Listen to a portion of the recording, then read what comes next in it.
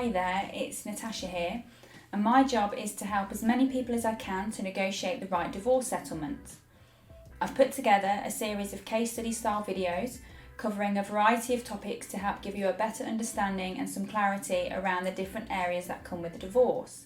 And whether you're a legal advisor or you're going through a divorce yourself, hopefully you'll find the information I'm about to share with you helpful. Today I'm going to talk you through a reverse mortgage capacity assessment. Hopefully you'll be wondering, what is a reverse mortgage capacity assessment? Well, this type of report is carried out when the amount of mortgage borrowing required is already known, and the report is then used to explore how much income is required to achieve that particular level of borrowing. And there are a number of circumstances that might benefit from this type of assessment, and I'll detail some examples for you as follows. I'm instructed to carry out this type of assessment when, upon divorce, one party wishes to remain in the family home and take on the mortgage outstanding in their own name. Usually the property is jointly owned, and often the ex-spouse, aka the joint owner, is expecting to receive a payout for their share in the property. Therefore, additional borrowing may need to be raised for this also. Alternatively, the assessments could be used when an individual knows exactly what type of property they want to buy and therefore how much they're going to need to borrow.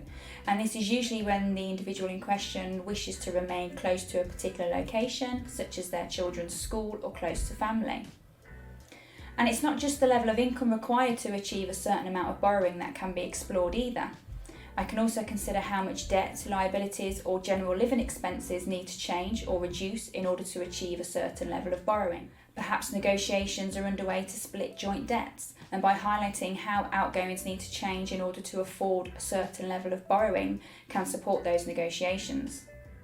With regards to using the reverse assessment to confirm an amount of income required to achieve a certain level of borrowing, the income that is negotiable in these circumstances is normally maintenance, child or spousal. However, it could also refer to the amount of earned income required, and this might relate to someone who has the opportunity to increase working hours, switch roles, seek new employment, or even where a divorcing couple own a property portfolio together, and the assessment can look at how best to split those properties based on the income they produce and how that can assist mortgage borrowing. I think the best way to illustrate this is by using a case study.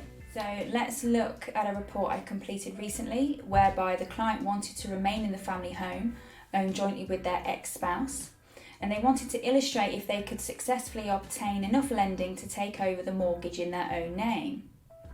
At the time, the mortgage outstanding was around £100,000, and the client's ex-spouse wanted an additional £100,000 in exchange for their share of the property.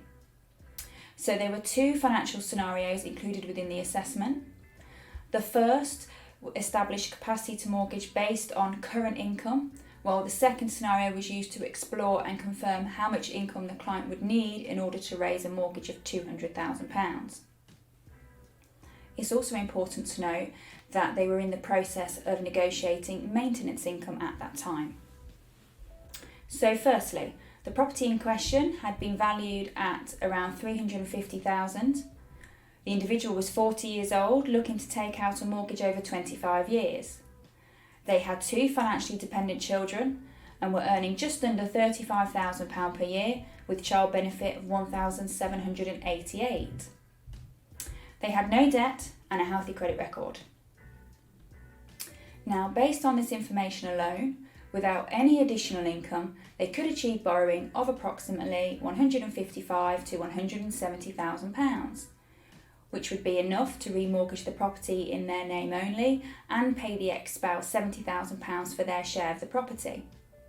However, for scenario 2, in order to secure borrowing of £200,000 to pay the ex-spouse the £100,000 they had requested, additional income would be required.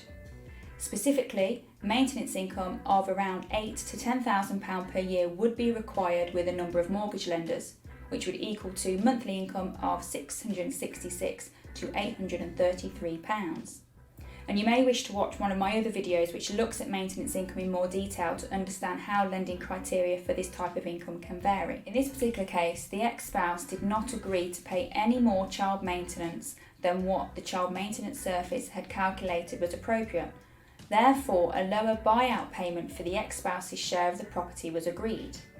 So, where negotiations are under threat due to housing and income disputes, especially when one or both parties are very particular about how they want to proceed, you can see how a reverse assessment can really help to emphasise what is reasonable to expect and highlight the best route forward.